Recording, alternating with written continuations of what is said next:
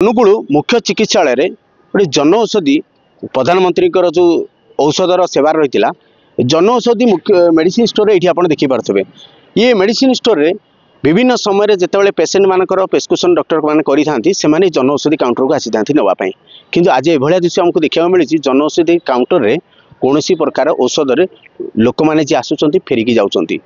माने लेखाही जन औषधि औषध केन्द्र किंतु नाही एटी औषध आप सीधा साल देखिपे मुझे आपन को कहूँ यही हूँ मेडिसिन परिसर रे भीता मेडिसिन परिसर रे रही जन औषधि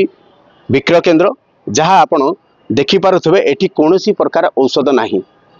आम जनकर मेडिसिन जी किणुंट सागे आम कथा आम मेडिसिन आसलु ये मेडिसिन आज्ञा ना पूर्व थर भी एमती आसलु ये मेडिसिन डॉक्टर लिखुंट अथच मेडिसिन ये ना विभाग में जितेबाला मेडिसिन पे आसी किए जदि अंटा पेन हो पेन क्लियर नापी आसी किए छोट छुआर औषध नापी आसी तो पुरुष महिला मात्र जिते जन भी लोक आसुँच किंतु सबुदिन काउंटर फिटा रोचे माने औषध केन्द्र खोला रोचे किंतु औषध नहीं या विषय आम आलोचना करवा जी आमर मेडिकल सुपरिटेडेंट जी अच्छा जी अच्छा मुख्य परिचालक तांको संगे आम कथा से विषय कौन कहते जो आमर मेडिसिन जो मेडिकल भितर सर जो आमर जन औषधि केन्द्र अच्छी सर से आम देखा पाऊँ कि लोक मैंने जी आसुँच फेरिकी जाऊँच कौन बार औषध ना कि थाकरे भी औषध ना कौन कह सर परचेस रे मझे कौन रेड क्रॉस रे से रेड क्रॉस थ्रू रे सब ये करंती तांको अकाउंट जो एडीएम हैंडल करंती कौन प्रॉब्लम है तो मुझे जाने सीडीएम साहब भी छुट्टी रे अछंती आज्ञा तो आपण जानतारे किछि एमती किछि ये हिनी माने मझिरे कौन क्राइसिस एकर परचेस रे कि सप्लाई रे त्याडू जो तांकर तो गोटिए मेडिसिन स्टोर कटक रु से माने कलेक्शन करंती जो किनंती आज्ञा ऑथराइज्ड मेडिसिन स्टोर गोटिए कटक रे आज्ञा जेनेरिक मेडिसिन आज्ञा अब कौन मझिरे टिके प्रॉब्लम हेइतला मु सुनिथिली आज्ञा सेटा कौन जो हेइन ताले नहीं नहीं आपण सर के कहतले नाटा सर बीबी मोहंती आज्ञा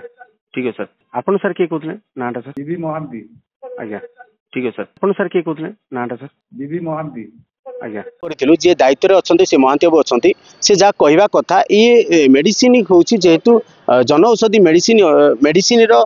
कथा बुझी था एडीएम सार तो सी कहवा कथा जे मेडिसिन जदि स्टॉक नाही ताहले हमर जेहेतु एटा होची हेड ऑफिस रही कटक या संगे जोगाजोग परा परे जहाँ मेडिसिन आसिया कथा कौन पाई ए पर्यंत आसी जोटा कि तांकर